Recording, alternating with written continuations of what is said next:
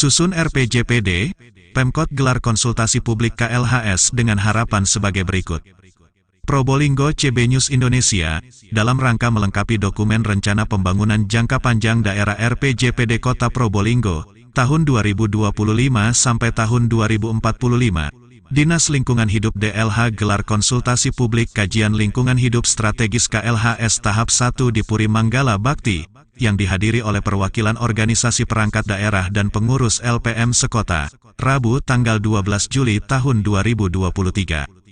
Mewakili Wali Kota, Asisten Perekonomian dan Pembangunan Wawan Sugiantono menyampaikan bahwa pelaksanaan KLHS ini merupakan sebuah kewajiban bagi pemerintah daerah untuk mengintegrasikan rencana pembangunan kota.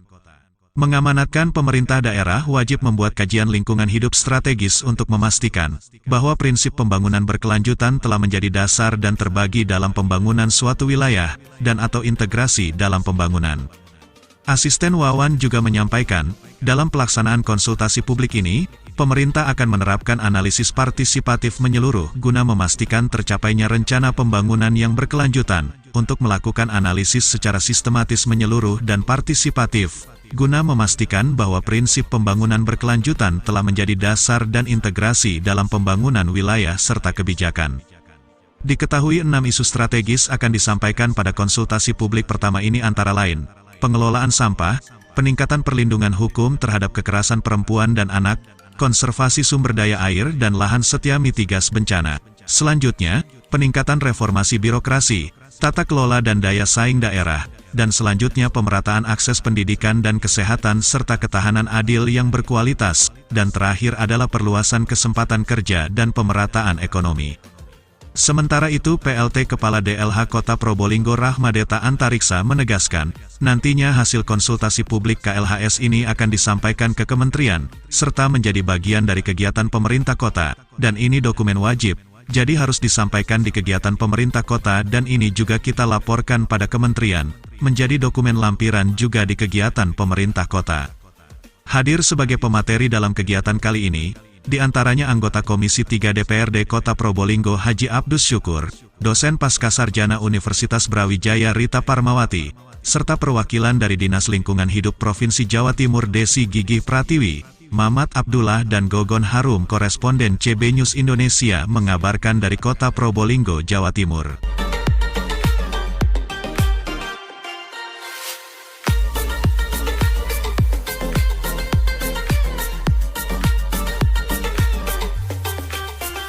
Ya, narasumber di kegiatan RPJMD ini ya, untuk RPJM lingkungan hidup. Ya. Jadi ini kegiatan yang cukup bagus karena mengumpulkan masukan dari masyarakat, LPM dan seluruh stakeholder Kota Probolinggo untuk perencanaan pembangunan 5 tahun itu RPJMD, tapi yang ini lebih ke RPJM PD yang 20 tahunan. Dan 20 tahun. Jangka panjang ya? Ya, jangka panjang. Karena Kota Probolinggo kan sudah dilewati tol, di ujung utara itu ada pelabuhan besar, sehingga masyarakat Kota Probolinggo harus bersiap supaya keadaan-keadaan baru ini dari segi lingkungan, politik, sosial dan budaya, masyarakatnya juga sudah terlibat di awal. Mereka menyiapkan potensi-potensi itu supaya bisa menghilangkan risiko, menambah potensi. Saya kira itu. KLHS Pak, sebenarnya seberapa kuat dan dibutuhkannya rancangan dengan KLHS seperti ini? KLHS ini amanah dari undang-undang. Mulai dari pemerintahan Pak Jokowi sudah ada undang-undangnya tadi nomor 111 tahun 2022 tadi itu. Jadi seluruh masyarakat Indonesia yang mau bagus ke depan, dia itu harus mempunyai ini. Apalagi Kota Probolinggo, ada pelabuhan besar, ada banyak perubahan-perubahan yang terjadi. Masyarakat itu harus terlibat. Harus tahu. Memang harus ini. Jadi aturannya seperti itu Pak. Memang itu ikuti. Jadi undang-undangnya sudah ada. Pak, berarti ini kan keterbukaan informasi publik juga, diskusi publik sebagai anggota DPRD.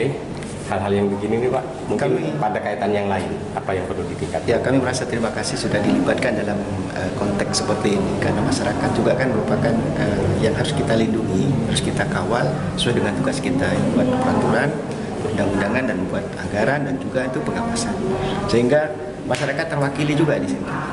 Ya, sehingga ke depan tak kikir di belakang kira-kira. Oh, Pak berdiri terakhir peraturannya. Padahal itu sudah dinarasikan. Dari 4 pilar Pak, skala prioritas mungkin yang sangat dibutuhkan Kota Probolinggo versi Bapak sebagai.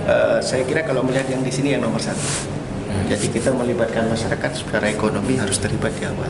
Misalkan di depan nanti ada pelabuhan, maka di situ pasti ada perubahan-perubahan yang mendasar terhadap fungsi lahan, terhadap ini dan sebagainya. Masyarakat kita ini harus tahu dulu. Sehingga nanti kalau mereka mau bangun apa di sana, misalkan ya, mau bikin pabrik, tapi warganya harus tahu. Tahun lain di sana, karena RPJMD 20 tahun tidak boleh. Pak pagi ini kok terkait dengan apa itu tadi? RPJMD apa itu Pak ya? Jadi KLHS ini salah satu dokumen ya, kajian lingkungan hidup strategis. Ya. Ini bagian dari dokumen yang dibutuhkan sebagai lampiran di dokumen RPJMD nantinya. Rencana pembangunan jangka menengah daerah. Ya. Ini dokumen wajib. Ya, KLHS ini dokumen wajib. Wajib ya? Wajib. Ya kan? Jadi yang harus disampaikan di kegiatan pemerintah kota, ya kan? Dan ini juga kita laporkan pada kementerian, menjadi dokumen lampiran juga di kegiatan pemerintah kota. Sehingga harapannya dengan kajian lingkungan hidup strategis ini masukan dari seluruh stakeholder, makanya kita undang LPM, ya kan? LPM terus apa lagi itu Pak? LPM tadi dari narasumbernya. Narasumber dari Unibra ya? Dari DPRD. DPRD ya ada. DPRD juga dari Brawijaya, ya kan? Iya. Sebagai narasumber untuk melengkapi dokumen kita, sehingga nantinya dokumen KLHS ini menjadi satu pengesahan, ya kan? Lampiran di dokumen kita di RPJMD. Oke. Cukup.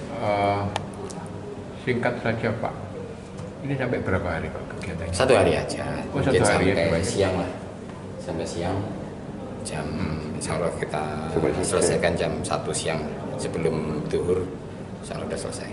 Oke. Terima kasih Pak. Terima kasih Pak.